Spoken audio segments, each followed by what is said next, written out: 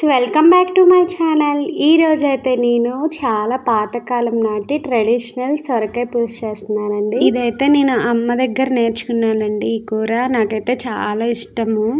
దీనికైతే మనం ఒక లేత సొరకాయ తీసుకోవాలండి. తీసుకొని మనం గారెలు తీస్తూ ఉంటాం కదా, ఇంట్లో ఒక కడ్డీ లాంటిది సువ్వ ఉంటుంది కదా, దాంతో అయితే హోల్స్ చేసుకోవాలి పక్కన. లేత సొరకాయ అయితే కూర చాలా టేస్ట్గా ఉండిద్దండి. ఇది చాలా లేతగా ఉంది.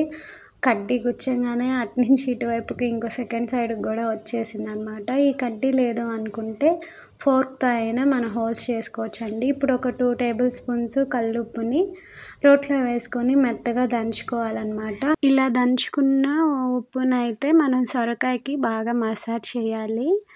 మసాజ్ చేసేసి పక్కన పెట్టాలి. టైం ఉంటే 1 అవర్ అయినా పెట్టుకోవచ్చు పక్కన, లేదు అంటే ఒక అరగంట సేపు అయినా అలా ఉంచాలండి. మా అమ్మ అయితే నైట్ టైమే ఇలా హోల్స్ పెట్టి ఒక క్లాత్ కప్పేసి మార్నింగ్ చేసేవాళ్ళు. ఇప్పుడైతే ఇక్కడ సొరకాయని ఒక అర్ధ భాగం మాత్రమే తీసుకుంటున్నానండి. ఒక అర్ధ భాగం అయితే మాకు 2 పూట్లకు కూడా సరిపోతుంది.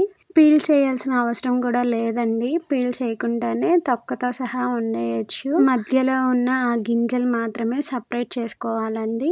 ఇప్పుడైతే దీన్ని పొడవుగా ముక్కలుగా కట్ చేసుకొని తర్వాత దాన్ని పెద్దగా ముక్కలుగా వీడియోలో చూపిస్తున్నట్టుగా అయితే కట్ చేసుకోవాలి. ఈ పులుసుకైతే సొరకాయ ముక్కలు కొంచెం పెద్దగానే కట్ చేసుకోవాలండి. పెద్దగా కట్ చేసుకుంటేనే మనకి కూర టేస్ట్ చాలా బాగా తెలుస్తుంది, రుచిగా కూడా ఉంటుంది. మేమైతే ఇలా పులుసు కూరలు చేసినప్పుడు కన్ఫామ్గా ముద్దపప్పు చేస్తానండి. బెండకాయ పులుసు కానీ, చామదుంపలు, కంద, ఇలా మనం పులుసు కూరలు చేసినప్పుడు ముద్దపప్పుతో తింటే చాలా బాగుంటుంది. వేడివేడి అన్నంలో ముద్దపప్పు, పులుసు, నెయ్యి వేసుకొని తింటే చాలా కమ్మగా కూడా ఉంటుంది. ఒక పెద్ద సైజు ఉల్లిపాయ కూడా తీసుకున్నానండి. ఒక ఉల్లిపాయ అయితే సరిపోతుంది అనమాట.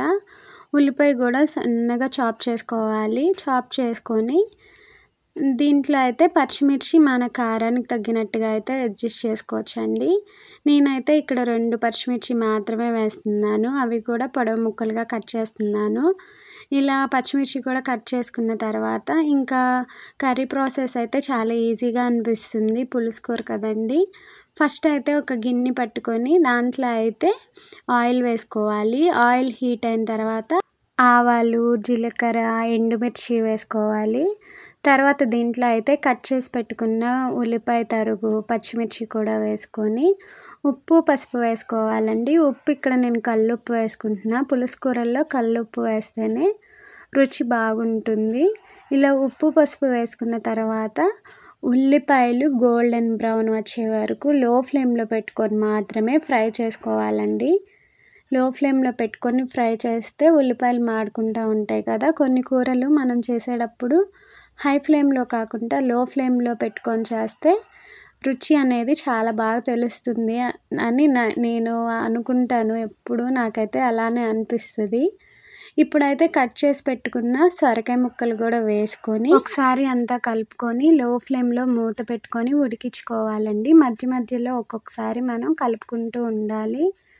పులుసు కోసం అయితే చింతపండు, ఒక పెద్ద సైజు నిమ్మకాయ అంత చింతపండు అయితే మనం నానబెట్టుకొని దాంట్లో నుంచి నీట్గా అయితే గుజ్జు తీసుకోవాలండి. ఇత్తనాలు, ఈనెలు ఏమీ లేకుండా గుజ్జు అయితే తీసుకున్నాను. ఇప్పుడైతే ఈ సొరకాయలు మనకైతే ఒక 50% అయితే ఉడికిపోయినాయండి. ఇప్పుడు దీంట్లో అయితే 2 టేబుల్ స్పూన్స్ అయితే కారం వేస్తున్నాను. కారం కూడా ఇక్కడ మీ రుచికి తగ్గట్టుగా అయితే అడ్జస్ట్ చేసుకోవచ్చండి. ఇప్పుడు దీంట్లో ఒక టేబుల్ స్పూన్ ధనియాల పొడి కూడా వేసుకొని ఒకసారి మొత్తం కలుపుకోవాలి. ఈ స్టేజ్లోనే మనం ఒక స్పూన్ అయితే జింజర్ గార్లిక్ పేస్ట్ కూడా వేసుకొని మొత్తం కలుపుకొని మూత పెట్టుకొని ఒక 5 నిమిషాలు అయితే కుక్ చేసుకోవాలండి. ఇలా కుక్ చేసుకున్న తర్వాత మనం తీసి పెట్టుకున్న చింతపండు గుజ్జును కూడా వేసుకోవాలి. చింతపండు గుజ్జు వేసుకొని తగినన్ని నీళ్లు పోసుకోవాలి. పులుసు చిక్కగా కావాలి అనుకుంటే కొంచెం తక్కువ నీళ్ళు పోసుకోండి. కొంచెం లిక్విడ్గా కావాలి అనుకుంటే ఎక్కువ నీళ్ళు పోసుకొని ఉడికించుకోవాలండి. లో ఫ్లేమ్లో పెట్టుకొని ఉడికించుకోవాలి. మధ్యలో ఒక్కోసారి కలుపుకుంటూ లో ఫ్లేమ్లో ఉడికించుకోవాలండి. ఇప్పుడైతే ఈ పులుసులో ఒక చిన్న ట్విస్ట్ అయితే ఉందండి. ఒక 1 స్పూన్ బియ్యం పిండిని ఒక అర్ధ గ్లాసు టీ గ్లాస్లో బియ్యం పిండిని అంతా మిక్స్ చేసుకోవాలండి, ఉండలేం లేకుండా. ఇప్పుడు ఈ నీళ్ళని బియ్యపిండి నీళ్ళని అయితే పులుసులో పోసుకొని ఒక 2 టేబుల్ స్పూన్స్ అయితే బెల్లం కూడా వేసుకొని మొత్తం కలిపి ఒక 3 మినిట్స్ కుక్ చేసుకుంటే పులుసు చాలా చిక్కగా రుచిగా బెల్లం కూడా వేస్తాం కదండి, టేస్ట్ అయితే చాలా అంటే చాలా బాగుండిద్ది. దీని కాంబినేషన్గా అయితే ముద్దపప్పు ఆల్రెడీ రెడీగా ఉందండి. మేమైతే బ్రౌన్ రైస్లో తింటే నిజంగా సూపర్గా ఉండిద్ది. బ్రౌన్ రైస్లో పులుసు కూరలు రియల్గా చాలా టేస్ట్గా ఉంటుందండి. మీరు కూడా ఈ సొరకాయ పులుసుని అయితే ట్రై చేయండి, ఎలా వచ్చింది అనేది కామెంట్ చేయండి. Subscribe my channel more healthy videos.